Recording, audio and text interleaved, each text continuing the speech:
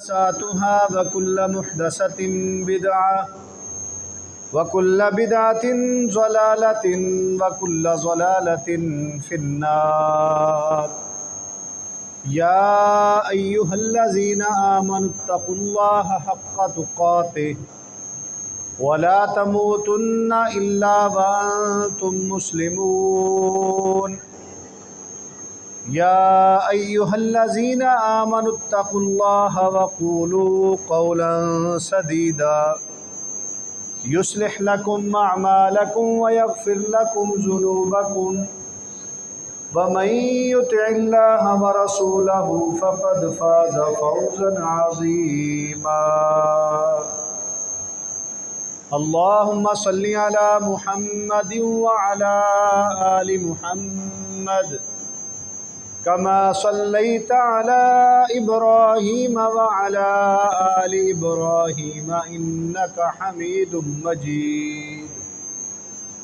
اللهم بارك على محمد وعلى آل محمد كما باركت على إبراهيم وعلى آل إبراهيم إنك حميد مجيد. اس کا شور ہو رہا ہے، یا تو بند کر دیتے. چی چی کی آواز آ رہی ہے. ویسے بات کر.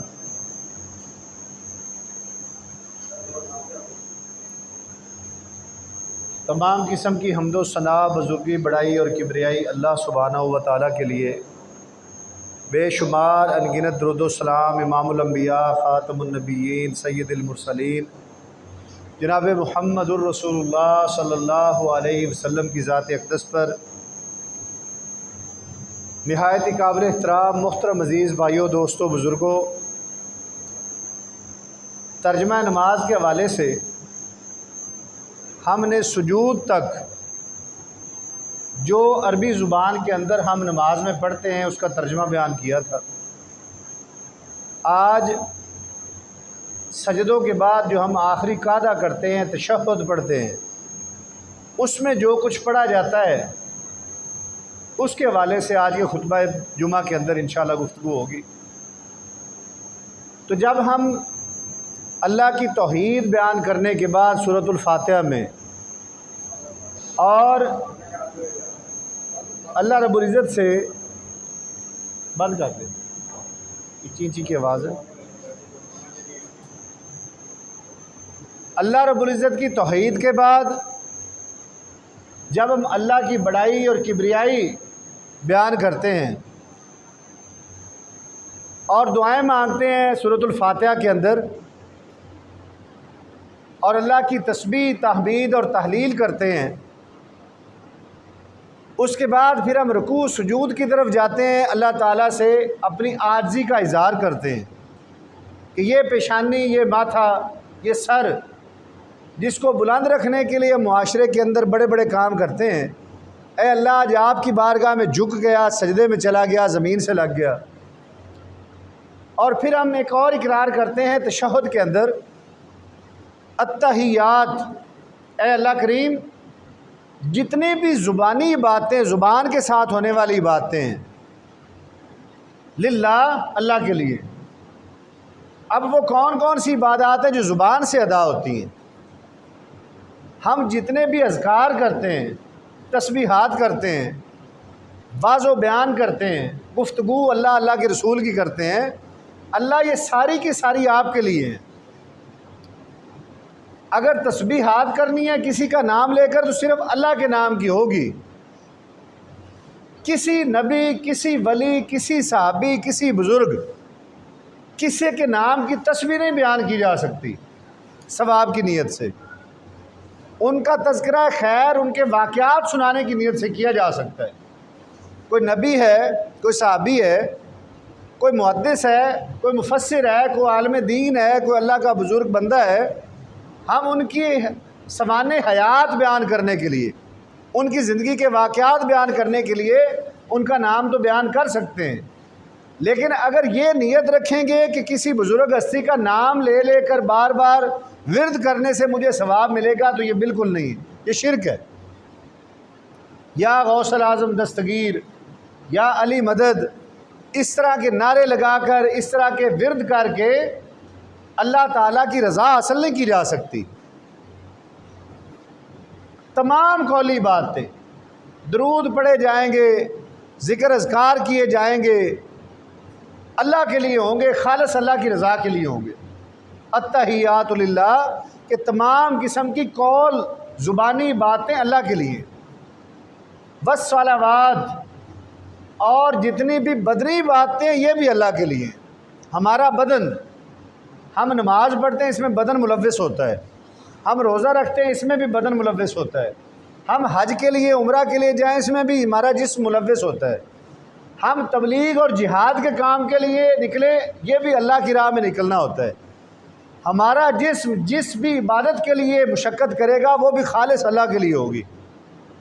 اس کائنات کے اندر ثواب اور اجر کی نیت سے اگر سفر کیا جا سکتا ہے تو 3 جگہیں ہیں کہ انسان گھر سے نیت بنا کر نکلے کہ میں نے اس جگہ کی زیارت کے لیے جانا ہے تو اس کو اجر ملے گا، وہ صرف 3 جگہیں ہیں۔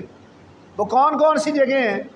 ایک بیت المقدس ہے، مسجد اقصی، کہ اگر بندہ گھر سے نیت بنا کر جائے تو مسجد اقصی میں جا کر نمازیں ادا کرے، اس کو اس نیت کا اور سفر کا اجر ملے گا۔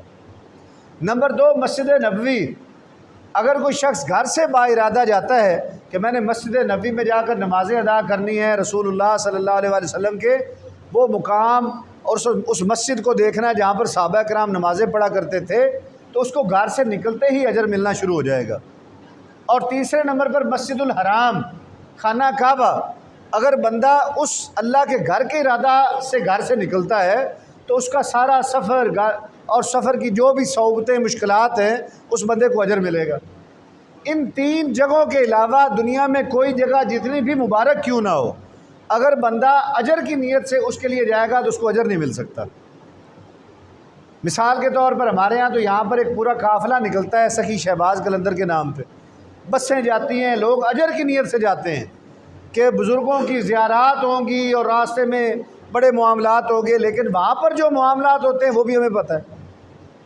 تمام دنیا کا چرسی بھنگی سارے وہاں پہ اکٹھے ہوتے ہیں، وہاں پر جا کر اپنا ایمان عقیدہ بگاڑا جاتا ہے، اپنے اعمال برباد کیے جاتے ہیں، اور سخی شہباز قلندر کے نام پر جا کر وہ لوگ اجر سمجھ رہے ہوتے ہیں، پیسہ بھی خرچ کر رہے ہوتے ہیں، جسم کو بھی کھپا رہے ہوتے ہیں اور اس کے نام کا ورد بھی کر رہے ہوتے ہیں، جس میں سے ایک بھی چیز اجر والی نہیں، سارے کا سارا شرک ہے، ایک بھی چیز اجر والی نہیں۔ اور عزیز بھائیو، تیسرا ہم اقرار کرتے ہیں والطیبات، التحیات للہ والصلوات والطیبات، اے اللہ میری جتنی بھی مالی باتیں وہ سب کی سب آپ کے لیے ہوں گی۔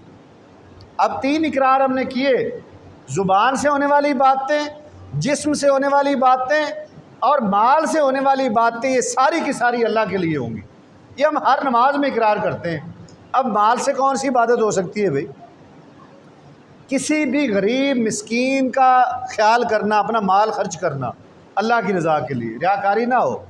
یاد رکھیں بھی کوئی بھی عمل ہوگا وہ اس وقت تک اللہ کی بارگاہ میں قبول نہیں ہوتا جب تک کہ اس کے اندر 4 شرطیں نہ پائی جاتی ہوں۔ اگر ایک بھی شرط کم ہو، 3 پوری ہوں، ایک بھی شرط کم ہوگی، وہ عمل اللہ کی بارگاہ میں قبول نہیں ہوگا۔ کون کون سی 4 شرطیں ہیں؟ آپ جمعہ پڑھنے آئے ہیں، آپ نمازیں پڑھتے ہیں، آپ تلاوت کرتے ہیں، آپ حج کرتے ہیں، آپ زکوٰۃ دیتے ہیں، آپ تبلیغ کرتے ہیں، آپ جہاد کرتے ہیں، جو بھی نیکی کا کام کرتے ہیں، آپ خود اندازہ لگا سکتے ہیں کہ میرا یہ عمل اللہ کی بارگاہ میں قبول ہے کہ نہیں ہے ان 4 شرطوں کے تناظر میں۔ نمبر 1، انسان کا عقیدہ توحید ہو۔ اگر عقیدہ توحید والا نہیں ہوگا، وہ عمل جتنا بھی اچھا ہوگا اللہ کی بارگاہ میں قبول نہیں ہو سکتا۔ اب عقیدہ توحید کی اپنی ایک تشریح ہے، اس کو سادہ سے الفاظ میں یہ کہہ سکتے ہیں کہ ہر معاملے میں اللہ کو ہی ایک ماننا، چاہے وہ مصیبت ہے، رنج ہے، غم ہے، دکھ ہے، رزق ہے، خوشی ہے، غمی ہے، اولادیں لینا ہے، کوئی مال و دولت لینا ہے، کسی مصیبت سے نکلنا ہے، کسی بیماری سے نجات پانی ہے، صرف ایک اللہ۔ ہر معاملے میں ایک اللہ کا بارے میں تصور رکھنا، یہ توحید ہے۔ اگر عقیدہ توحید نہیں ہے، نمازیں پڑھ رہے ہیں، روزے رکھ رہے ہیں، حج کر رہے ہیں، زکوٰۃ کر رہے ہیں، قبول نہیں ہوگا۔ یہ جو مشرکین مکہ تھے یہ کیا کرتے تھے کہ یہ حاجیوں کی بڑی خدمت کیا کرتے تھے اور اس بات پر بڑا فخر کرتے تھے کہ ہم خانہ کعبہ کے متولی ہیں، اللہ نے ہمیں اپنے گھر کی خدمت کے لیے چنا ہے۔ اب عمل تو بہت بڑا ہے لیکن اللہ نے ان کے اعمال برباد کر دیے، کیوں؟ کیونکہ ان کا عقیدہ مشرکانہ تھا۔ اب وہ عقیدہ مشرکانہ کون سا تھا؟ انہوں نے خانہ کعبہ کے اندر بت رکھے ہوئے تھے۔ اچھا، کیا بتوں کو ہی وہ خدا مانتے تھے؟ ہرگز نہیں۔ جو خانہ کعبہ کے اندر بت رکھے ہوئے تھے ان کے بارے میں دو عقیدے قرآن بیان کرتا ہے۔ قرآن مجید فرماتا ہے کہ وہ یہ کہتے تھے کہ ہا اولائے شفعاؤنا عند اللہ، کہ یہ جو بت ہم نے رکھے ہوئے ہیں نا، یہ اللہ کے ہاں ہماری سفارش کرتے ہیں۔ اس کا مطلب یہ ہوا کہ یہ اللہ کے اوپر بھی تصور رکھتے تھے مشرکین مکہ، وہ رب کو مانتے تھے لیکن کیا کرتے تھے، وہ بتوں کو سفارشی سمجھتے تھے کہ ہماری سفارش اللہ کے ہاں یہ کرتے ہیں، اللہ ان کی نہیں موڑتا۔ آج کل کے مسلمانوں میں بھی بعض لوگوں کا عقیدہ یہی ہو جاتا ہے بعض ہستیوں کے بارے میں کہ ہم ان کو خدا نہیں مانتے لیکن یہ ہماری سفارش اللہ کے ہاں کرتے ہیں۔ عقیدہ تو اس سے مماثلت رکھتا ہے۔ اللہ کے ہاں سفارش کا کوئی کلچر نہیں ہے، یاد رکھیے گا، یہ دنیا داری کی باتیں ہیں۔ اللہ کسی کی سفارش کو نہیں مانتے۔ اللہ نے جو اپنے اصول بنا رکھے اس کائنات کے اندر، قرآن اور حدیث کے ذریعے سے ہمیں بتلا دیا ہے، جو بندہ بھی وہ کسی ذات برادری سے تعلق رکھتا ہو، وہ چھوٹا ہو بڑا ہو، غریب ہو امیر ہو، مالدار ہو مفلس ہو فقیر ہو، اگر اللہ اور اس کے رسول کے طریقے کے مطابق چل رہا ہے نا، اس کو سفارش کرنے کی ضرورت نہیں ہے۔ اللہ بذات خود ہی اس کی باتیں سن بھی رہے ہیں، اس کے تمام اعمال کو دیکھ بھی رہے ہیں اور اس کو اس کے نصیب اور اس کی قسمت اور اس کی تقدیر کے مطابق عطا بھی کیے جا رہے ہیں۔ اور اگر کوئی بندہ اللہ تعالیٰ کے احکامات کے خلاف چلتا ہے، اللہ تعالیٰ کے رسول کے طریقے کے مخالف چلتا ہے، تو پوری دنیا مل کر بھی اس کو کوئی فائدہ نہیں پہنچا سکتی۔ نبی مکرم علیہ الصلوۃ والسلام ہر نماز کے بعد یہ جملہ پڑھا کرتے تھے، یہ دعا پڑھا کرتے تھے، اللہم لا مانع لما اعطیت، اے اللہ جس کو آپ عطا کرنا چاہیں اس سے کوئی روک ہی نہیں سکتا، ولا معطی لما منعت، اور اے اللہ کریم جس سے آپ روکنا چاہیں اس کو کوئی دے نہیں سکتا۔ اس کا کیا مطلب ہوا کہ پوری کائنات کے لوگ بھی مل کر نہ کسی کا نقصان کر سکتے ہیں، اور پوری کائنات کے لوگ حتیٰ کہ انسان نہیں، چرند پرند حیوان انسان جنات فرشتے، یہ سارے مل کر بھی کسی کا نقصان بھی نہیں کر سکتے اور یہ سارے مل کر کسی کا نفع بھی نہیں کر سکتے۔ کون کر سکتا ہے؟ صرف اللہ۔ میرے عزیز بھائیوں، نمبر 1 عقیدہ توحید۔ اگر عقیدہ توحید ہوگا تو ہماری نمازیں قبول ہیں، ہمارے روزے حج قبول ہیں، سب کچھ قبول ہے۔ اچھا، ایک بندے کا عقیدہ توحید ہو گیا، وہ کہتا ہے جی میں اللہ کی ذات پر بڑا یقین رکھنے والا بندہ ہوں، میں نے کبھی اللہ کی ذات میں، اللہ کی صفات میں، اللہ کی ربوبیت میں، اللہ کی الوہیت میں، اللہ کے اسماء و صفات میں کسی کو شریک نہیں ٹھہرایا، میرا عقیدہ توحید ہے۔ تو کیا اب اس کے سارے اعمال قبول ہونا شروع ہو جائیں گے؟ نہیں۔ اگلی ایک اور شرط ہے، اس بندے کا عمل نبی کریم کی سنت کے مطابق ہونا چاہیے۔ اگر اس کا عقیدہ توحید بھی ہے لیکن جو وہ عمل کر رہا ہے، وہ مثلا نماز پڑھ رہا ہے، وہ روزہ رکھ رہا ہے، وہ حج کر رہا ہے، وہ زکوٰۃ دے رہا ہے، وہ طریقہ نبی کریم کا طریقہ نہیں ہے تو اللہ کو وہ بھی قبول نہیں ہوگا۔ اس کی دلیل کیا ہے؟ قربانی والے دن، قربانی کا موسم ہے، تو قربانی والے دن ایک صحابی نے فجر کی نماز کے بعد اپنا جانور ذبح کر دیا۔ نیت کیا تھی؟ نیت یہ تھی کہ جب تک دوسرے صحابہ عید کی نماز پڑھیں گے، سورج طلوع ہونے کے بعد چاشت کا وقت ہوگا، پھر جانوروں کو جا کر ذبح کریں گے، گوشت بنائیں گے، گھروں میں تقسیم کریں گے، اس سے پہلے تو میرے جانور کا گوشت لوگ کھا بھی چکے ہوں گے، تو کتنے اجر کی بات ہے۔ اب عقیدہ بھی توحید تھا، پیسے بھی رزق حلال کے ہیں، نیت بھی بہت اچھی ہے۔ رسول اللہ صلی اللہ علیہ وآلہ وسلم کے پاس آ کر بڑی خوشی سے بیان کرتے کہ یا رسول اللہ میں نے آج ایک بڑا اچھا کام کر دیا۔ کیا کیا ہے؟ اے اللہ کے رسول فجر کی نماز کے بعد ہی جانور ذبح کر رہے ہوں۔ آپ صلی اللہ علیہ وسلم نے فرمایا تیری قربانی نہیں ہوئی، قربانی نہیں ہوئی، ہاں صدقہ خیرات ہو گیا، اللہ کی بارگاہ میں تیرا گوشت پہنچ گیا۔ یا رسول اللہ کیوں نہیں ہوئی؟ فرمایا میرا طریقہ یہ ہے کہ پہلے عید کی نماز ہوگی، بعد میں جا کر جانور ذبح کرنا ہوگا۔ جب تک اللہ کے رسول کا طریقہ ہماری زندگی میں نہیں ہوگا، عقیدہ توحید بھی ہو جائے عمل قبول نہیں ہوگا۔ اچھا کسی بندے کا اگر عقیدہ بھی توحید کا ہو گیا اور پھر اس نے عمل بھی رسول اللہ صلی اللہ علیہ وسلم والا بنا لیا تو کیا پھر بھی عمل قبول ہو سکتا ہے؟ نہیں۔ اب تیسری شرط ایک اور ہے۔ تیسری شرط یہ ہے کہ وہ بندہ ریاکاری کی وجہ سے کام نہ کرے، دکھاوے کے لیے کام نہ کرے۔ دکھاوا کیا ہے؟ میرا عقیدہ بھی توحید کا، اب میرا عمل بھی رسول اللہ صلی اللہ علیہ وسلم کی سنت کے مطابق ہے کہ کوئی بھی غریب مسکین ہے، میں نے اس کو کوئی راشن دینا ہے، میں نے اس کو کوئی مدد کرنی ہے، لیکن میں کیا کر رہا ہوں، ساتھ ہی اس کی ویڈیوز وغیرہ بنا کر لوگوں کو دکھا رہا ہوں کہ لوگوں دیکھو میں کتنا اچھا انسان ہوں، دیکھو میری تعریف کی جائے لوگوں کی نظر میں۔ میرے عزیز بھائیوں، رسول اللہ صلی اللہ علیہ وسلم نے فرمایا کہ قیامت کے دن جہنم کی آگ دوبارہ جن 3 لوگوں سے بھڑکائی جائے گی وہ بڑے نیک عمل والے لوگ ہوں گے۔ شریعت میں ان کی بڑی فضیلت آئی ہے۔ کون لوگ ہوں گے یا رسول اللہ؟ نمبر 1 سخاوت کرنے والا سخی پکڑا جائے گا، اللہ کی بارگاہ میں پیش کیا جائے گا۔ ماذا فعلت لی، اللہ اس سے پوچھیں گے کہ دنیا میں تو میرے لیے کیا کرتا رہا ہے؟ وہ کہے گا کہ اللہ کریم آپ نے مجھے بڑے مال سے نوازا تھا، میں نے اپنے مال میں سے غریبوں، یتیموں، مسکینوں کا حصہ رکھا ہوا تھا، میں ہر مہینے، ہر سردی میں، گرمی میں ان کو کپڑے لے کر دیتا تھا، ان کو راشن لے کر دیتا تھا۔ اللہ فرمائیں گے کذبتا، تو جھوٹ بولتا ہے، تو یہ سارا کام کرتا تھا لیکن اپنی نمود و نمائش کے لیے، اپنی تعریف کروانے کے لیے، تو میں نے دنیا میں تیری مشہوری کروا دی تھی، لوگ تیرا تذکرہ کیا کرتے تھے کہ بندہ بڑا اچھا ہے، کمال کا بندہ ہے، بڑے صدقے کرتا ہے، بڑے خیرات کرتا ہے، وہ حصہ تمہیں دنیا میں تمہاری تعریف کی شکل میں مل گیا، لہذا اس کو پکڑو اور جہنم میں پھینک دو۔ صحیح حدیث ہے۔ جب وہ چلا جائے گا، اب دوسرا شخص انتہائی زبردست آواز والا قاری قرآن کہ لوگ جب تلاوت سنتے تھے تو اش اش کر اٹھتے تھے، اس کو بلایا جائے گا، اللہ اس سے پوچھیں گے ماذا فعلت لی فی الدنیا، کہ دنیا نے تو نے میرے لیے کیا کیا؟ وہ کہے گا کہ اللہ تیرا کلام میں نے سینے میں سجایا تھا، حفظ کیا تھا، پھر میں نے بڑی اچھی قرات کے ساتھ لوگوں کو تلاوت قرآن مجید سنایا کرتا تھا، لوگ جھومتے تھے آپ کا کلام سن کر۔ اللہ فرمائیں گے کذبتا، تو جھوٹ بولتا ہے۔ یا اللہ کریم کیوں؟ اللہ فرمائیں گے کہ جب تو تلاوت کیا کرتا تھا تیری نیت یہ ہوتی تھی کہ میری تلاوت کے بعد میرے بارے میں تبصرے ہوں، لوگ کہیں کہ کیا کمال کی تلاوت کر گئے۔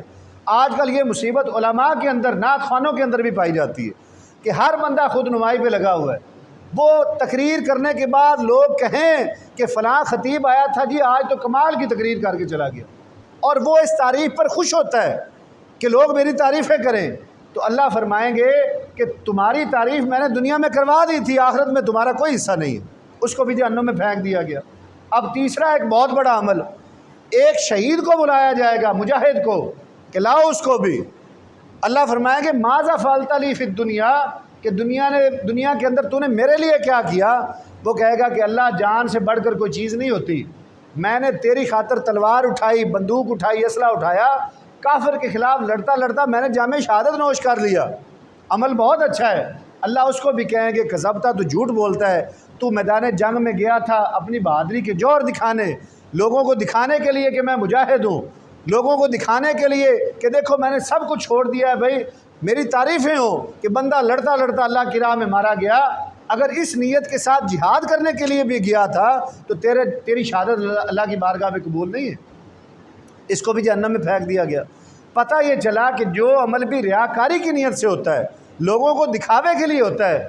کئی دفعہ ایسے ہوتا ہے کہ ہم لوگ نمازیں نہیں پڑھتے، جب کوئی مہمان آتا ہے یا کوئی رشتہ دار آتے ہیں یا کوئی بندہ آتا ہے تو اپنے آپ کو اچھا ثابت کرنے کے لیے لوگ نمازیں پڑھنا شروع کر دیتے ہیں۔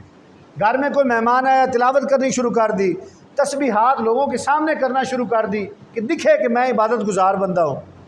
عزیز بھائیوں، عبادت جتنی خفیہ انداز سے کی جائے گی اللہ کو اتنی زیادہ محبوب ہے۔ تہجد کو اللہ کیوں پسند کرتے ہیں؟ تہجد کی نماز نفلی نمازوں میں اللہ کو سب سے زیادہ محبوب ہے۔ روزے کو اللہ کیوں پسند کرتے ہیں؟ فرمایا الصوم لی وانا اجزی بہ، کہ روزہ میرے لیے اور میں اس کے جزا دوں گا۔ حالانکہ نماز بھی اللہ کے لیے، حج بھی اللہ کے لیے، زکوٰۃ بھی اللہ کے لیے، سب اللہ کے لیے، لیکن روزے کو اس لیے فرمایا کہ روزہ نظر ہی نہیں آتا۔ کسی نے آج اگر روزہ رکھا ہوا ہے تو مجھے کیا پتہ، یا مجھے روزہ ہے تو آپ کو کیا پتہ، یہ خفیہ عبادت ہے۔ تہجد کے وقت ساری دنیا سوئی ہوتی ہے، ہم اللہ کے ساتھ ملاقات میں کھڑے ہوتے ہیں، اللہ کو یہ نماز بڑی محبوب ہے، لہٰذا کبھی بھی علل اعلان لوگوں کو دکھاوے کے لیے کام نہیں کیے جا سکتے۔ ایک اور چیز، اس کا مطلب یہ بھی نہیں ہے کہ اس ڈر کی وجہ سے نیکی کرنا چھوڑ دیں۔ ہمیں کچھ دلائل ملتے ہیں کہ نبی کریم علیہ الصلوۃ والسلام نے غزوہ تبوک کے موقع پر صحابہ کرام سے فرمایا کہ بڑی سخت جنگ ہے، کون ہے جو اللہ کی راہ میں جہاد کے لیے اپنے مال میں سے حصہ دے؟ تو ہم واقعات کتابوں میں پڑھتے ہیں کہ ابوبکر صدیق رضی اللہ تعالیٰ عنہ نے گھر کا سارا مال لا کر رکھ دیا۔ اب کوئی بندہ کہے کہ بھئی یہ بھی تو ریاکاری تھی، ترغیباً کسی نیک عمل کے لیے انسان کی اپنی خواہش نہ ہو کہ لوگ میری تعریف کریں، جب اپیل کی جائے، جب بتایا جائے کسی عمل کے لیے، ورنہ تو بعض اوقات شیطان یہ بھی وہم ڈال دیتا ہے کہ یہ فرض نمازیں بھی تو ہم جا کر سب کے سامنے ادا کرتے۔ تو ریاکاری ایک بڑا ہی مشکل سا اور باریک سا عمل ہے، اس میں انسان خود جج ہوتا ہے، کسی کو نہیں پتہ چلتا، خود کو پتہ ہوتا ہے کہ اس عمل میں میرا اخلاص کتنا ہے، کتنا میں دکھاوے کے لیے کر رہا ہوں۔ رسول اللہ صلی اللہ علیہ وسلم نے فرمایا، ایک حدیث مبارکہ میں آتا ہے کہ کالی اندھیری رات ہو، سیاہ اندھیری رات، اور اس کے اندر ایک کالے سیاہ رنگ کا پتھر ہو اور اس کے اوپر ایک کالی چیونٹی چل رہی ہو، جس طریقے سے وہ نظر نہیں نہ آتی، انسان ریاکاری کر کے شرک کر جاتا ہے، اس کو پتہ بھی نہیں چلتا، بندے کے وہم و گمان میں بھی نہیں ہوتا کہ میں کیا کر بیٹھا ہوں۔ اور آپ صلی اللہ علیہ وآلہ وسلم نے سب سے زیادہ امت کو اس شرک سے بچنے کی تلقین فرمائی ہے۔ آپ نے فرمایا انی اخوف ما اخاف علیکم بالشرک الاصغر، کہ اے میرے صحابہ، مجھے تمہارے بارے میں جس شرک کا سب سے زیادہ خوف ہے وہ کون سا ہے؟ وہ الریا، وہ ریاکاری ہے۔ کبھی بھی دکھاوے کے لیے کوئی کام مت کرنا، کبھی بھی دکھاوے کے لیے کوئی کام مت کرنا۔ یہاں پر تو دیکھیں، ہم کوئی بھی نیک عمل کرتے ہیں تو اس کو ٹھیک ٹھاک سوشل میڈیا پر پروموٹ کرتے ہیں، جماعتیں کر سکتی ہیں، ایک جماعتی نظم کے اندر اگر کوئی کیا جائے، کیونکہ آج کل دنیا دیکھ رہی ہے کہ ہم جو پیسہ دے رہے ہیں آگے جماعتیں کیا کام کر رہی ہیں۔ مثال کے طور پر ہماری جماعت نے اگر فلسطین کے اندر مسلم میڈیکل مشن کے نام پر کام کیا ہے، اب یہاں پر جو بندہ پیسہ دیتا ہے اس کو پتہ نہیں کہ پیسہ کہاں گیا، اگر وہاں کی کوئی کارگزاری دکھائی جاتی ہے، وہاں پر کھانا دیا جا رہا ہے بحیثیت ایک جماعت کی شکل میں، تو وہ جائز ہے، اس میں کوئی حرج نہیں۔ لیکن ہم یہاں پر یہ بھی دیکھتے ہیں کہ حج اور عمرہ کے لیے جاتے ہیں، خانہ کعبہ کے پاس کھڑے ہو کر سیلفیاں لی جا رہی ہیں اور وہیں سے سوشل میڈیا پر اپلوڈ کی جا رہی ہیں، میدان عرفات سے تصویریں بھیج رہے ہیں۔ اگر آپ نے اپنے لیے بنانی ہے، بنا کے رکھ لیں اپنی ذات کے لیے کہ کبھی یادگار کے طور پر دیکھ لیں، گھر میں دیکھ لیں، اس کو سیو کر لیں، لیکن لوگوں کو دکھانے کا مقصد کیا ہوتا ہے؟ اس وقت یہی مقصد ہوتا ہے کہ سارے کے کیا کمال بات ہے، حاجی صاحب پہنچ گئے ہیں جی ماشاءاللہ وہاں پر، یہ تو الحاج ہیں، یہ تو پچھلے سال بھی گئے تھے، اس سال ماشاءاللہ پھر حج پہ پہنچے ہوئے ہیں، تعریفیں شروع ہو جائیں گی۔ نبی مکرم صلی اللہ علیہ وسلم نے فرمایا کہ کوئی بندہ اگر تمہارے سامنے تمہاری تعریف کر رہا ہے تو ایک مٹھی مٹی کی یا راکھ کی اس کے منہ میں ڈال دو کہ تم میرے سامنے میری تعریف کر کے میرے عمل کا بیڑا کیوں غرق کر رہے ہو۔ پسند نہیں کرنا چاہیے، ہمیں تو خوشی ہوتی ہے، آپ میری تعریف کریں میں بڑا خوش ہو جاؤں گا، آپ کسی سیاستدان کی تعریف کریں وہ بڑے خوش ہو جاتے ہیں، ساری عمر ہم نے نعرے تمہارے ہیں۔ تو عزیز بھائیو، ان چیزوں سے بچنا ہے، اللہ کی رضا کے لیے کام کرنا ہے۔ چوتھا اور آخری عمل عقیدہ توحید کا ہو، کام سنت کے مطابق ہو، اور ریاکاری نہ ہو۔ اور چوتھا عمل یہ ہے کہ اگر آپ کوئی مال خرچ کرنے والا کام کر رہے ہیں جس میں آپ کا پیسہ لگ رہا ہے تو وہ رزق حلال ہونا چاہیے، حرام کے پیسے سے عمل قبول نہیں ہوگا۔ انسان چوری کرتا رہا، انسان رشوت لیتا رہا، انسان نے سود کا کام کیا، انسان جوا کھیل کر پیسہ کماتا ہے اور لوگوں کے لیے سبیلیں چلا رہا ہے، صدقے خیرات کیے جا رہا ہے، اس کا یہ عمل اللہ کی بارگاہ میں قبول نہیں ہے، بے شک وہ عقیدہ توحید رکھتا ہو۔ کتنے ہی نیک لوگ ایسے موجود ہیں اس وقت بھی دنیا کے اندر جو توحید پرست ہونے کا دعویٰ کرتے ہیں، مسنون اعمال کرنے کا دعویٰ کرتے ہیں اور ریاکاری سے بھی بچنے کی کوشش کرتے ہیں، لیکن سود کے معاملات میں پھنسے ہوئے ہیں۔ اللہ ہمیں اس سے محفوظ رکھے۔ اور ایک چیز اور بھی بحیثیت اجتماعی، ہم میں سے کوئی بھی بندہ سود سے بچا ہوا نہیں۔ اس کی وجہ کیا ہے کہ ہمارے ملک کی معیشت ہی سود پر مبنی ہے۔ IMF سے ہمارا ملک قرض لیتا ہے، ورلڈ بینک سے قرض لیتا ہے، وہ ہمارے اوپر سود لگاتے ہیں اور وہ سود ہم بجلی اور گیس کے بلوں کی مد میں پے کر رہے ہوتے ہیں۔ سود لینے والا، سود دینے والا، سود کی لکھ پڑھ کرنے والا، یہ سارے گناہ گار ہیں۔ اب اس کے لیے بھی دینی جماعتوں کو، عام عوام کو اس بات پر آواز اٹھانی چاہیے۔ جس طریقے سے ہم مہنگائی کے خلاف بولتے ہیں، جس طریقے سے ہم دیگر معاملات میں بولتے ہیں، زیادتی ظلم کے خلاف بولتے ہیں، ہمیں سود کے خلاف بحیثیت اجتماعی پوری امت اٹھنا چاہیے۔ یہ ذہن بنانا چاہیے کہ اس ملک سے سود کا بیڑا غرق کیا جائے، سود کو، اس ملک کو صاف کیا جائے سود سے۔ لیکن کیا ہے، ہم کہتے ہیں جی ساری دنیا ہی کر رہی ہے، سارے معاملات چل رہے ہیں۔ تو عزیز بھائیو، جو بندہ کوشش بھی نہیں نہ کرتا، جو بندہ کوشش بھی نہیں کرتا، پھر وہ اس کے اندر وہ ایمان بھی نہیں ہے جس کے بارے میں رسول اللہ صلی اللہ علیہ وسلم نے فرمایا تھا کہ ایمان کے 3 درجے ہیں۔ ایمان کا پہلا درجہ یہ ہے کہ کوئی غلط کام ہوتا ہوا دیکھو تو اس کو اپنے ہاتھ سے روک دو، طاقت سے روکو۔ اور اگر تمہارے اندر یہ طاقت بھی نہیں ہے، فبلسانی، اپنی زبان سے روک دو کہ بھائی غلط کام ہو رہا ہے۔ اور اگر یہ درجہ بھی نہیں رکھتے ہو تو دل میں برا جانو۔ ہم کم از کم کسی برائی کو دل سے تو برا جانیں۔ جب ہم دل سے بھی برا نہیں جانتے ہیں بلکہ اس میں خود ملوث ہو جاتے ہیں تو پھر ہمارا ایمان کہاں رہ جائے گا؟ ذالک اضعف الایمان، کہ جو بندہ کسی بھی برائی کو دل میں برا جانتا ہے اس کا ایمان سب سے کمزور درجے کا ہوتا ہے، لیکن ہوتا ضرور ہے۔ اور جو بندہ اس برائی میں ملوث ہی ہو جائے، چاہے وہ سود ہو، وہ رشوت ہو، وہ چوری ہو، وہ ڈاکہ ہو، وہ دھوکہ دہی ہو، تو پھر اس کا ایمان ویسے ہی ختم ہو جاتا ہے۔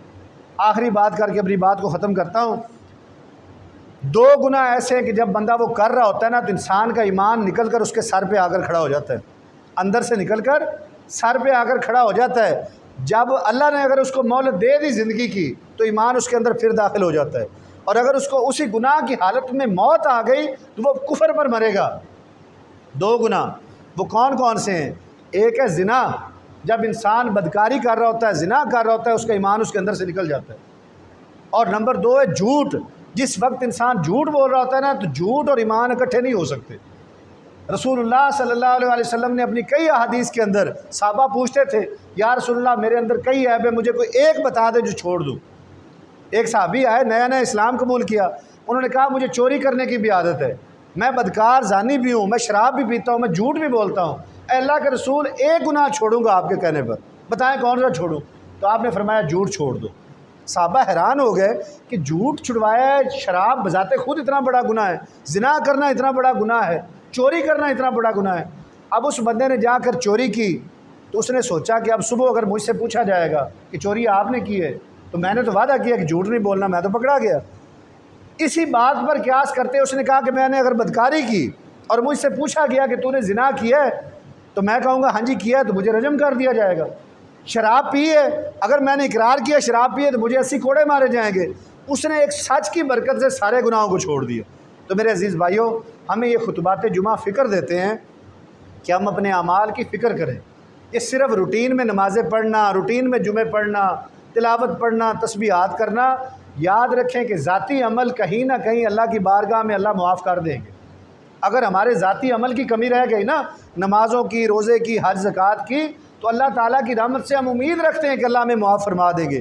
لیکن یاد رکھیے گا کہ اگر میں نے آپ کی حق تلفی کی، آپ نے میری حق تلفی کی، ہم نے ہمسایوں کی حق تلفی کی، ہم نے ماں باپ کی حق تلفی کی، بیوی بچوں کی حق تلفی کی، یہ اس وقت تک معاف نہیں ہوں گی جب تک وہ انسان معاف نہیں کرے گا۔ اللہ تعالیٰ ہم سب کو عمل کی توفیق عطا فرمائے۔ وآخر دعوانا ان الحمدللہ رب العالمین۔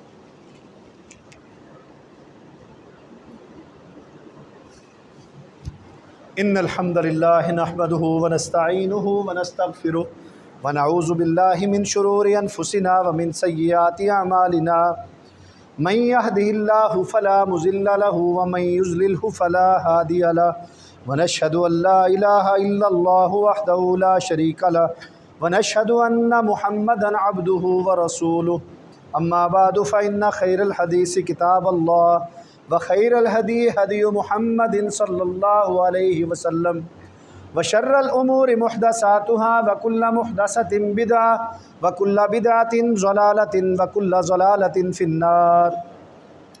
عزیز بھائیو، 28 مئی بروز منگل شام 6 بجے یوم تکبیر کانفرنس بمقام جناح چوک بلدیہ ٹاؤن ہال عارف والا، جامع مرکز عبداللہ بن مبارک نگینہ چوک سے عصر کے بعد گاڑیاں روانہ ہوگی۔ اب آپ سے شرکت کی پرزور اپیل کی جاتی ہے۔ سبحان ربک رب العزت عما یصفون وسلام علی المرسلین والحمد للہ رب العالمین۔ صفحہ درست کرنے پہ